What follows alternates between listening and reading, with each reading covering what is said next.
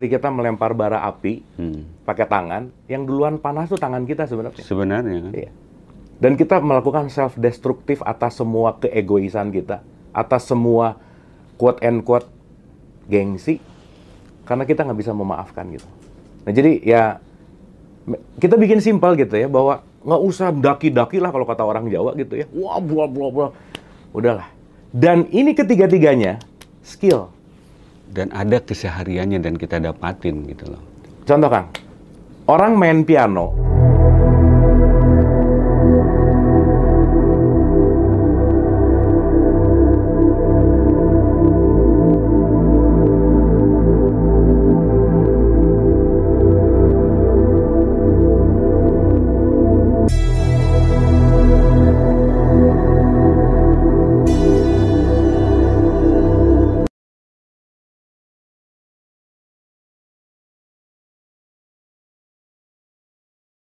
Bang Abu Marlo, Kang Abu Marlo ya, saya sebut Kang Abu Marlo aja. Masya Allah, sudah lama saya melihat Kang Abu Marlo juga gitu. Cuma baru semesta ngasih kesempatan untuk kita bertemu. Terus tadi Kang Marlo bilang bahwa kita akan dipertemukan dengan satu frekuensi yang sama. Ya mudah-mudahan ini adalah satu frekuensi yang sama itu gitu. Saya melihat begitu banyak perjalanan Kang Abu Marlo ya sampai pada tahap ini. Jadi bukan master sulap aja nih gitu loh, tapi master kesadaran lah saya bilang gitu. Jadi kalau sulap dan kesadaran digabung ya jadinya kayak tadi tuh. Nah ini Abu Marlo, saya tuh hanya ingin tahu bagaimana Kak Abu Marlo tuh bisa menemukan momen aha gitu loh di proses kesadaran itu. Mungkin bisa di-share sama kawan-kawan gitu, karena setiap orang kan berbeda ya. Ya. Mangga, Kang. Gini Kang, momen aha itu sebetulnya setiap detik ada. Oke. Ya. Sebetulnya ya. Siap. Jadi biar nggak bosan, saya mau loncat ke konklusi dulu nih Kang. Boleh. Supaya kayak film nih. Iya. Ini hasil akhir gitu. Iya. Biar seru ya. Biar seru. Ketika kita sudah mulai melihat keajaiban di hal yang sepele, hidup bahagia aja. Sesederhana ketika kita bisa melihat matahari dan kita ngerti dengan adanya matahari ini adalah hal penting untuk kita syukuri. Sesederhana bagaimana kita bisa menarik nafas dan mengeluarkan nafas.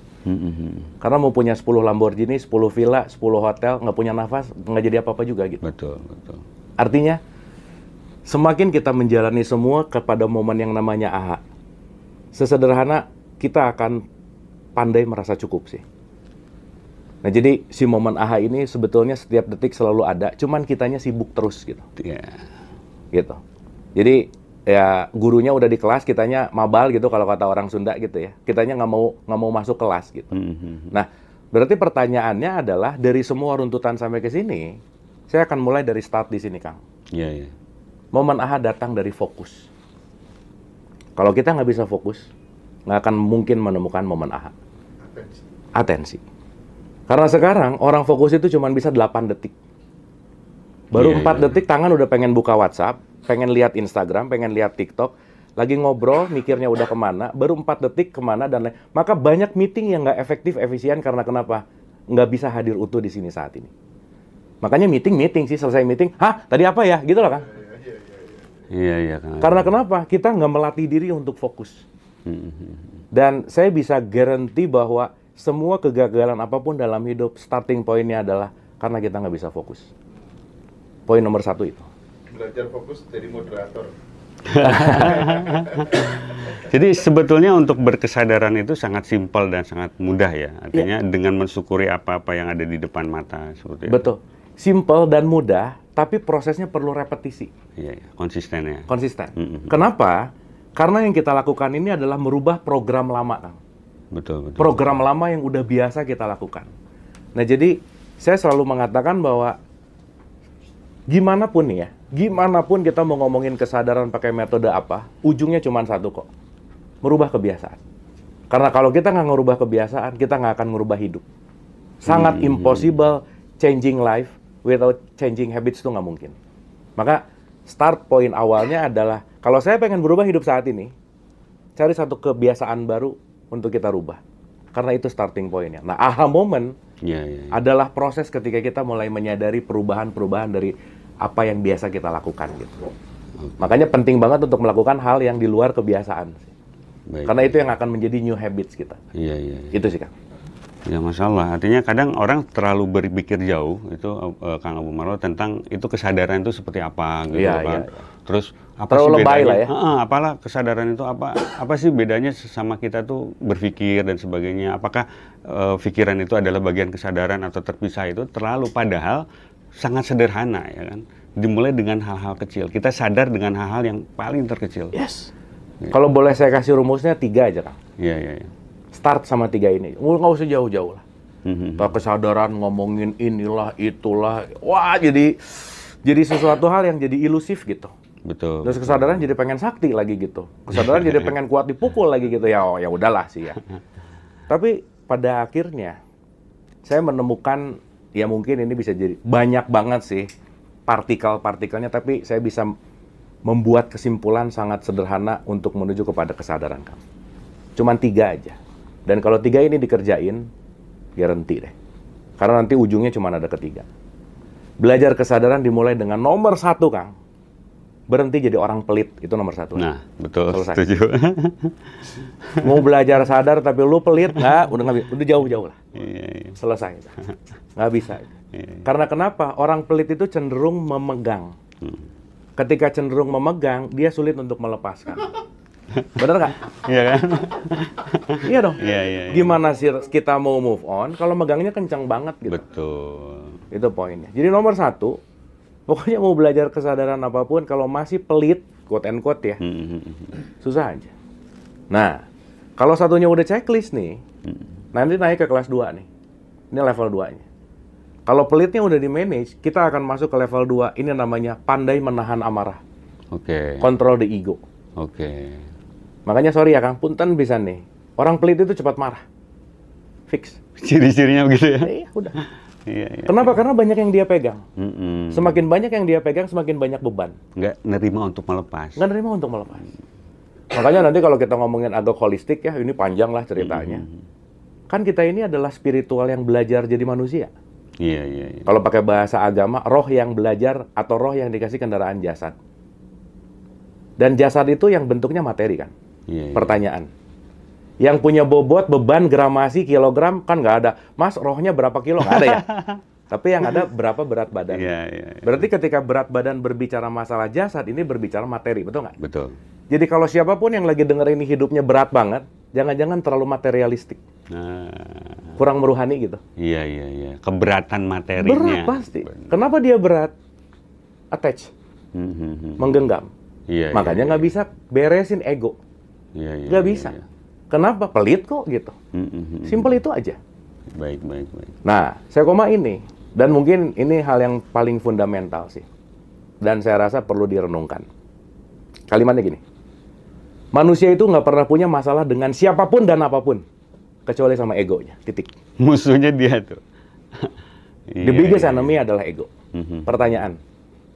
Ego ada di luar diri atau di dalam? Di dalam. Jadi kalau punya masalah, jangan cari jalan keluar, tapi cari jalan ke dalam. Iya, iya, iya. Karena masalahnya di sini. Berarti semakin saya pengen ngeberesin orang lain, wasting time. Ayo.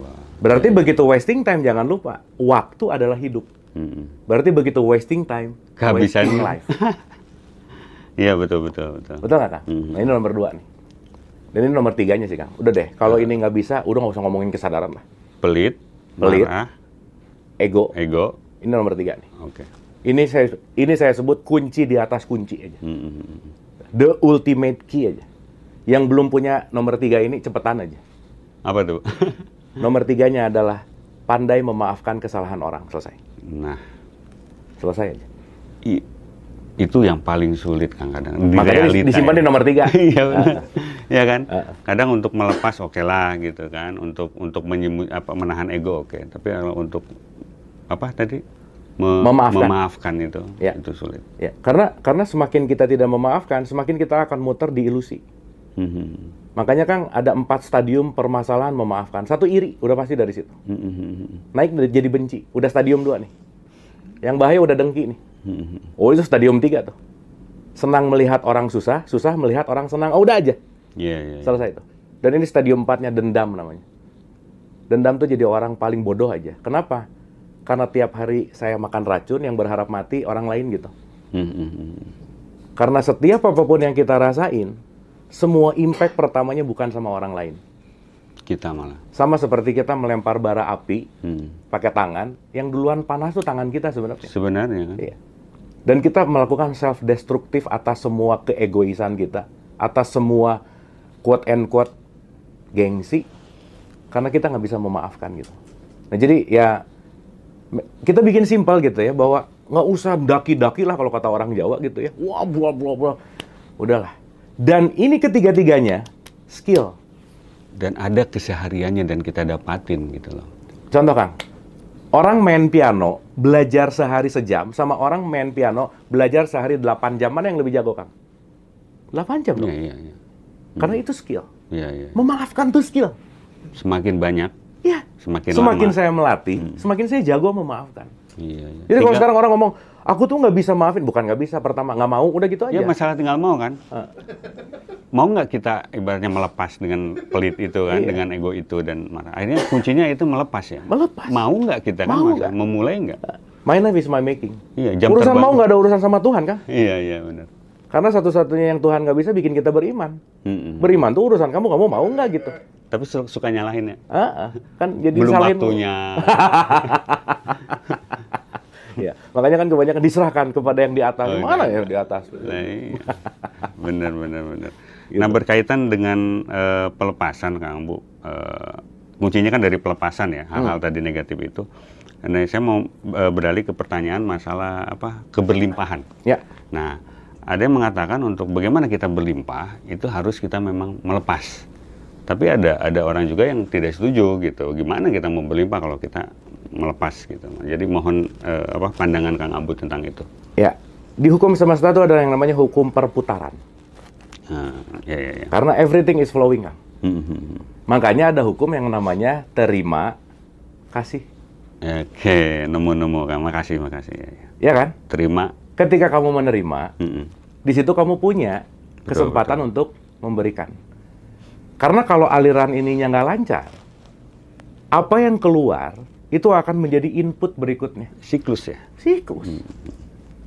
Jadi maaf nih ya, kalau hukum perputaran ini nggak beres, semesta cuman punya kasih dua pilihan. Kamu melakukan dengan ikhlas atau aku paksa. Kamu pelit, saya datangin pencuri aja udah. Berarti niscaya dong. Niscaya lah. Artinya pasti berputar. Lihat, orang pelit tuh nggak bahagia kan? Iya. Sobat kita Fix. benar. Kenapa? Karena gimana dia, gini, maaf ya, orang dengan mental miskin, berarti dia mentalnya ingin diberi. Betul. Berarti hukum ini nggak berjalan. Makanya disarankan kalau teman-teman lagi susah, lagi bete, lagi nggak punya duit, lagi apa, nolong orang. Nolong orang. Dan nolong orang kan nggak harus pakai duit. Iya. Karena begitu kita menolong, kita sedang melakukan hukum perputaran ini gitu.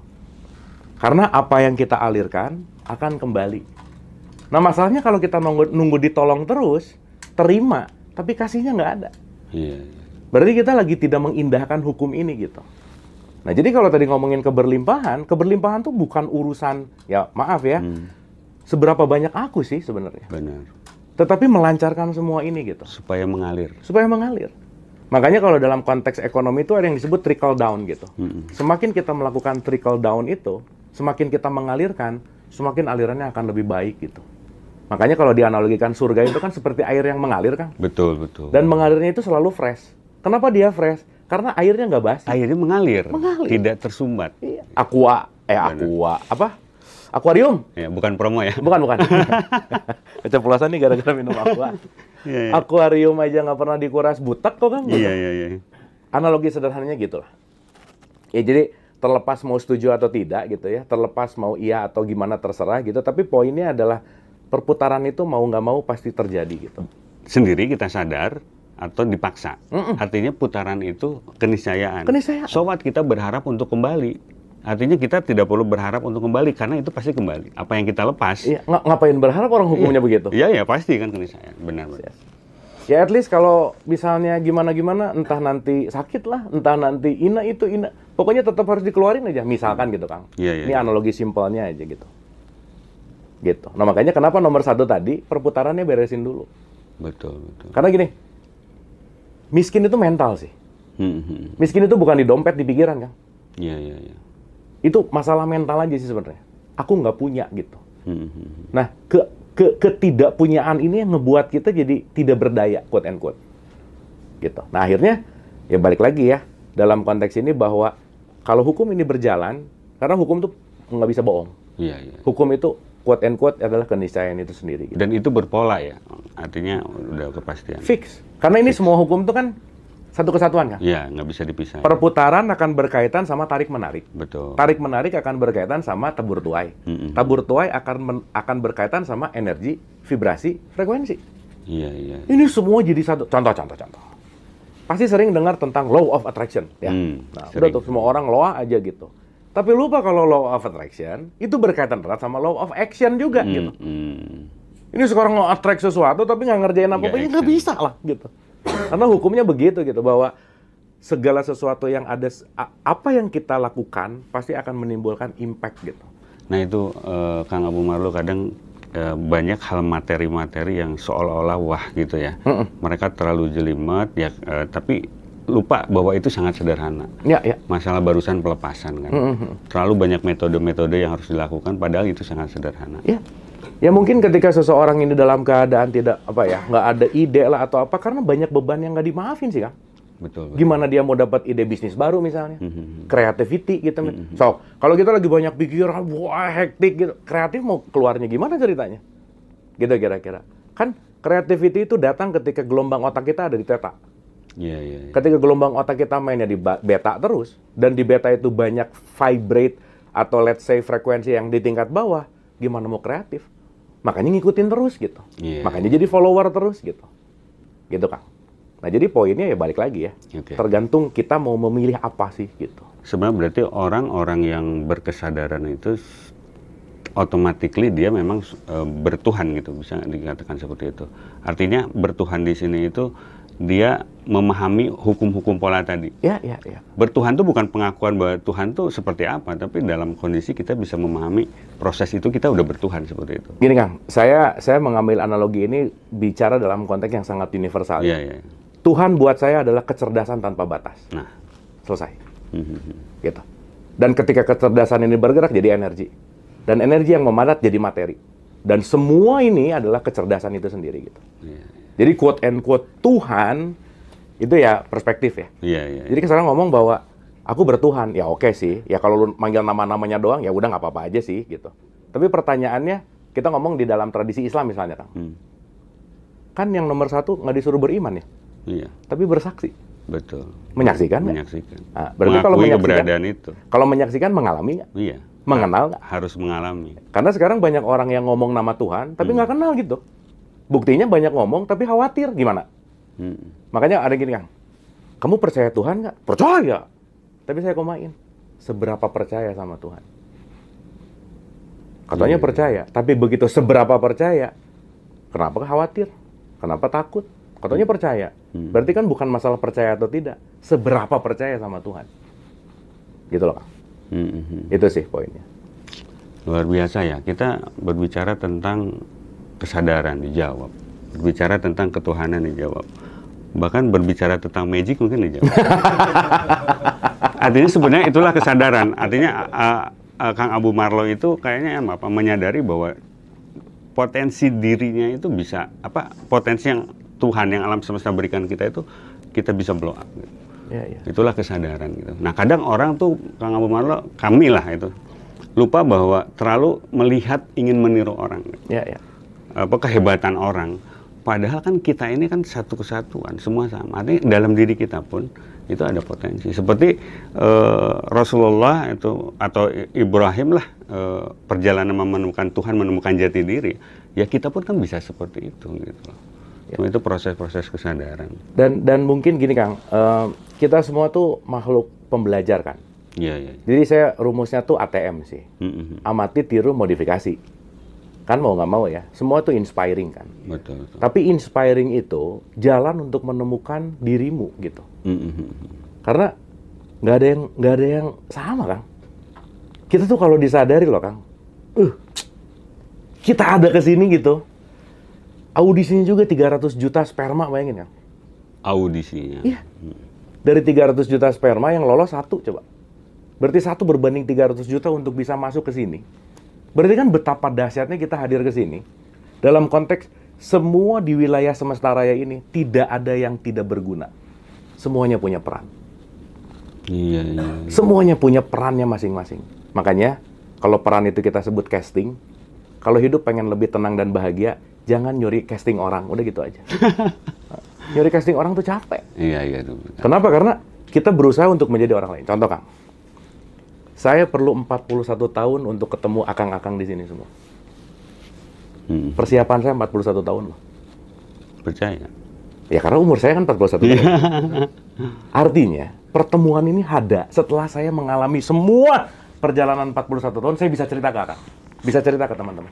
Artinya kami pun berproses seperti itu. Artinya saya komain. Kalau akang pengen jadi saya, akang harus 41 tahun ke depan baru bisa jadi kayak saya. Kelamaan dong. Iya dong.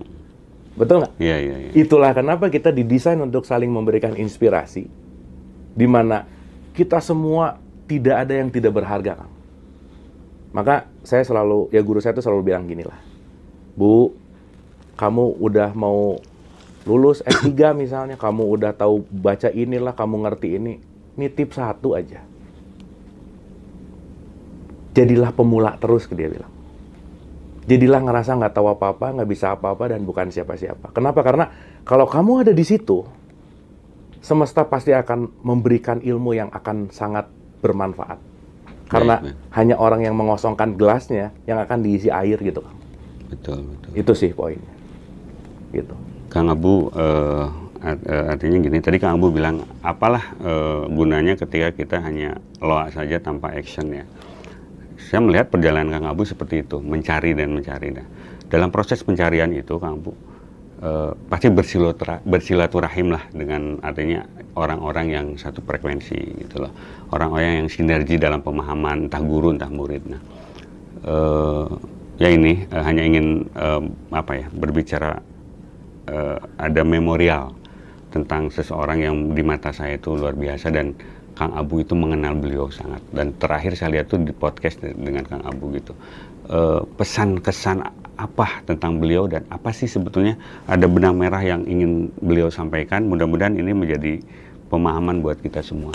Mangga Kang Abu. Oke, kita bicara Buya maksudnya?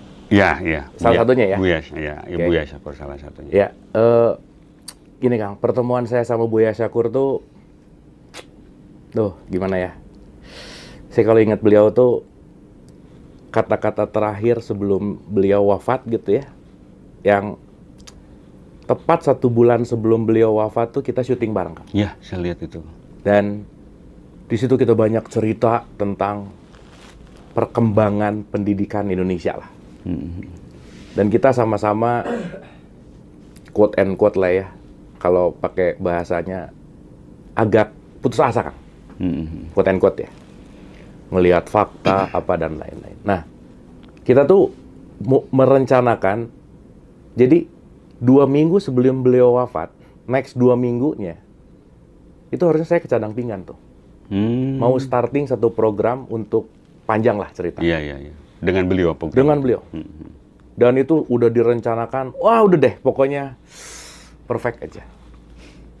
Tapi ya balik lagi ya, sebelum beliau wafat tuh beliau ninggalin 1 buku buat saya. Dan gimana ya? Ini agak susah diceritain pakai kata-kata sih, Kang. Paham. Ya, Kang Abu Marlo ini salah satu orang yang terdekat beliau, jadi. Ya, gini. Saya mengambil spirit Buya Syakur Yasin ini sosok yang nggak pernah lelah untuk mencerdaskan orang, Kang. Ya, setuju. Itu yang dia selalu pesan, kamu kalau punya apa-apa jangan dipakai sendiri, jangan dimakan sendiri, kasih sama orang. Termasuk bakat yang kamu punya, knowledge yang kamu punya, pengetahuan yang kamu punya, kamu kasih. Kenapa? Karena masyarakat kita perlu itu gitu. Iya. Meskipun dengan resistensi, Kang punten ya, kita tahu IQ rata-rata orang Indonesia itu 78,4, Kang. Which is 75 itu idiot. Kebayang nggak? Iya.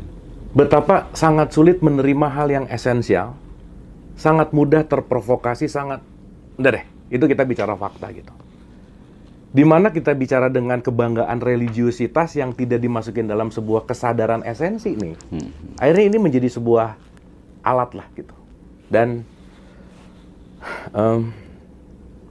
saya banyak bertukar pikiran gitu. Buya gimana ya? Ya Buya banyak cerita gitu. Dan Buya adalah orang yang selalu memberikan push energi kepada saya kalau saya lagi low gitu ya. Saya lagi benar-benar stuck gitu. Dia tuh oase buat saya, Kang. Dan apa ya? Dia tuh benar-benar gimana ya bahasanya ya? Selalu mengencourage untuk bahasnya gimana? Push the limit gitu. Iya, iya. Ayo dong. Nggak gitu. Saya ngasih 7, pengen 9. Saya ngasih 9, 15. Menembus batas terus ya. Wah gila, Kang. Tuh dialog positif tuh dapat rekor muri, Kang. Masya Allah. Ya, ya. Webinar terpanjang, episode paling banyak dalam waktu yang terdekat. 499 episode semasa pandemi, Kang. Saya kalau mikir itu lagi kayaknya nggak mungkin deh gitu. Setiap hari dengan bintang tamu, almost lah ya. Dan 499 episode sekitar 1,5-2 tahun, Kang. Buya tuh selalu bilang bahwa kalau kamu sudah melakukan dengan cinta, udah bukan kamu yang mengerjakan. Dan saya menyadari energi itu yang selalu saya pakai gitu ya. Dan selalu saya ingat untuk setiap episode itu, setiap saya cerita, setiap saya berbagi, setiap apa yang spirit Buya yang selalu mengajarkan, udahlah Bu, kamu pakai cinta aja lah. Karena itu tenaga besar yang gimana ya? Tenaga besar yang paling tidak bisa terkalahkan gitu. Ini kita tahu ya Kang, sorry ya, ada yang menghujat, ada yang menghina. Itu responnya Kang, gimana ya? Kalau di karate tuh orang ban kuning, ban putih itu pengennya nendangin orang gitu ya kira-kira. Tapi kalau udah ban hitam tuh kan gimana caranya nggak usah berantem gitu. Bijak lah ya. Bijak gitu. Dan saya banyak sekali dapat power dari seorang Buya Syakur ini. Gelombang cintanya Buya Syakur tuh buat saya adalah jalan untuk saya tetap menemukan maksimalisasi, Kang. Karena saya rasa kita semua ya, kita sama-sama menyadari bahwa masih banyak harta karun di dalam diri kita yang belum ditemukan gitu. Nah, kalau boleh saya sebutkan, Buya Syakur adalah salah satu orang yang bisa menemukan, yang bisa membuat saya menemukan harta karun itu di dalam diri saya. Allah. Dan sudah kan? Ya, proses lah ya. Iya. Tapi clue-clue ke situ ya. Cuman saya ingat, aduh sedihnya gini Kang, saya jadi ingat ceritanya Syam Tabri sama Rumi. Kalau muridnya siap, gurunya datang. Tapi kalau muridnya udah benar-benar siap, gurunya pasti pergi sih Kang. Clue ya? Clue ya? Dan yang saya nyesel tuh, gimana ya ceritanya? Banyak tanda yang saya tuh miss, Kang. Karena terlalu hektik kali ya. Iya. Beliau tuh menyampaikan sesuatu yang mungkin sayanya nggak ngeh. Contoh, Buya tuh pengen ya, minggu depan, jangan 3 minggu lagi, udah minggu depan aja. Sayanya nggak bisa, Kang. Karena memang nggak bisa gitu. Buya udah 3 minggu lagi, ya udah. Tapi udah 2 kali message, Kang udah minggu depan aja yuk gitu. Dan itu sesuatu nada yang saya baru nyadar gitu bahwa jangan lama-lama dong saya gitu. Sudah mau gitu. Gitulah kira-kira. Merinding saya. Makanya, wah saya nggak bisa mengungkapkan sama kata-kata sih Kang. Betapa quote and quote ya kalau ngomongin yang namanya bagaimana saya respect gitu ya. Bagaimana saya mencintai lah gitu kepada sosok yang namanya Buya Syakur ini, karena sekali lagi beliau adalah orang yang benar-benar bisa ngebuat saya push to the limit sampai menemukan sesuatu yang mungkin saya bisa ceritain ke banyak teman-teman dimanapun ya, bentuknya apapun itu gitu. Tapi dia adalah katalisator yang sangat luar biasa sih. Insyaallah. Itu Kang. Terima kasih Kang Abu Marlo sudah banyak Susah saya ceritanya. kami. Iya, paham. Kami rasakan juga. Kita break dulu, Bang. Ya, Kita oke, rehat dulu. Minum dulu Nuhun, silakan. Kang. Kang Abu.